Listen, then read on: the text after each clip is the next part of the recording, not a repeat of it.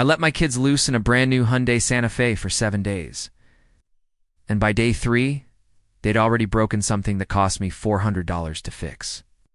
But here's the crazy part. It actually made me realize this SUV is way better than I thought. Look, testing a family car without your actual family is like testing a blender without putting anything in it. You're just not getting the real picture.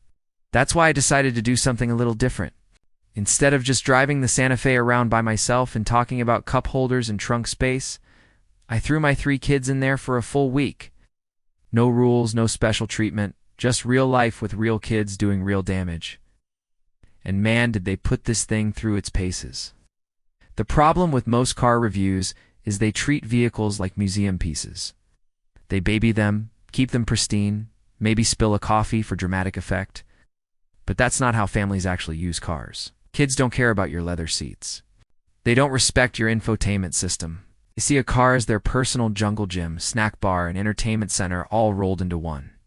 So when Hyundai handed me the keys to their 2024 Santa Fe, I knew exactly what I was going to do. 7 days, 3 kids aged 5, 8, and 11, plus all their sports equipment, school bags, and enough snacks to feed a small army. This was going to be the real test. Day 1 started pretty smooth. The kids were actually impressed by how much space they had in the back. The Santa Fe has this 3-row setup, and my youngest immediately claimed the 3rd row as his fort. The captain's chairs in the 2nd row meant my older 2 were unfighting over the middle seat for once. That alone was worth the price of admission. But here's where things got interesting. The Santa Fe has this feature where you can fold down the 3rd row with a button. Just press it, and the seats go down automatically. Sounds great, right? Well, my 5-year-old discovered this button on day 2. He must have pressed it about 47 times that day. Up, down, up, down. I was just waiting for it to break, but it kept going. That's when I started paying attention to how this thing was actually built. The interior materials aren't just nice to look at. They're actually tough.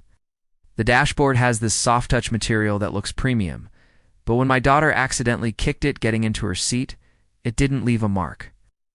The door panels took multiple hits from backpacks being swung around. Nothing. Even the piano black trim that usually scratches if you just look at it wrong was holding up surprisingly well. Then came day 3, the incident. My 8-year-old was getting his baseball bat out of the trunk and somehow managed to swing it right into the rear windshield wiper. Not a light tap, a full swing. The wiper arm bent completely out of shape, talking a 90-degree angle where there shouldn't be one. My heart sank. This was a loaner vehicle, and my kid just destroyed part of it. But here's what surprised me. First, the wiper still worked. It looked ridiculous, but it actually still cleared the window. Second, when I called the dealer in a panic, they told me this happens all the time with family vehicles. The replacement part was only $400, which sounds like a lot, but considering what could have happened, I'll take it. Plus, they had the part in stock, which tells you something about how common this kind of damage is. This whole situation got me thinking, though. If the wiper arm could take that kind of hit and still function, what else could this car handle? So I started testing things properly, not breaking stuff on purpose, but really using everything the way a family would. The infotainment screen got poked by sticky fingers constantly. Still responsive. The wireless charging pad had juice boxes placed on it. Phones dropped on it from weird angles. It still charged perfectly. The leather seats dealt with muddy cleats, spilled chocolate milk, and crushed goldfish crackers. They cleaned up like nothing happened. By day 4, I was actively trying to find weak points. The cargo area has these little storage compartments on the sides.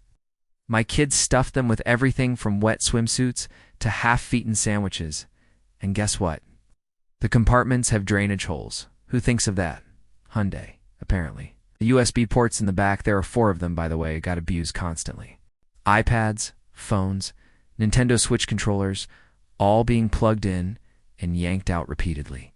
Every single port still works perfectly.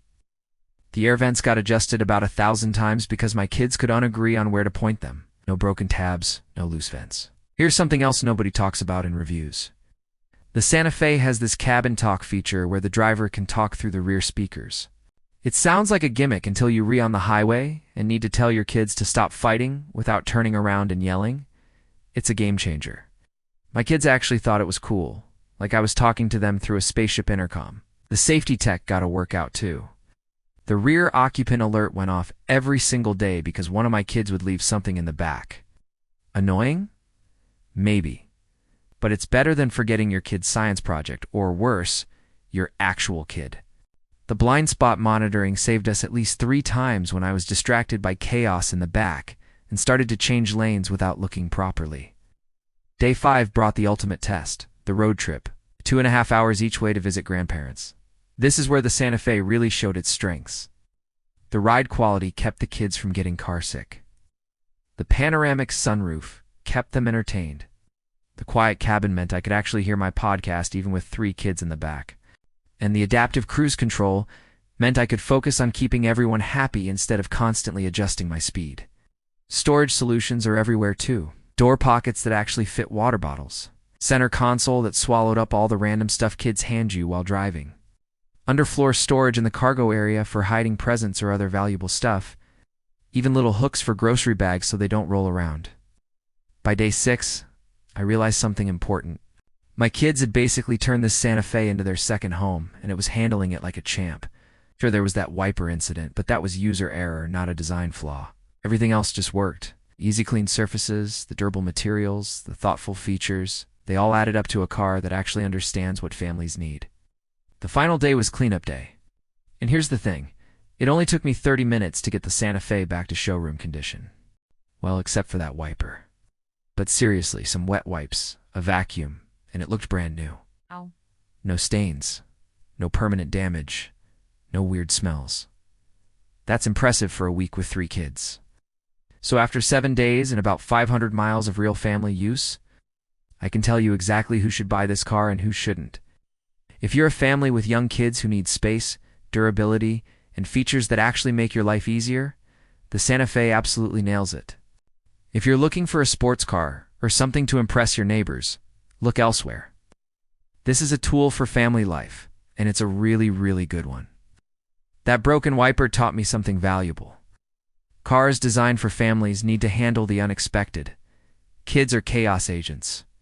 They will find ways to test every component of your vehicle in ways engineers never imagined. The fact that the Santa Fe survived my 3 kids with only 1 casualty, and even that still worked, tells you everything you need to know. Thanks for watching. Now stay tuned for the next video where I compare this to the Toyota Highlander. And don't forget to like and subscribe.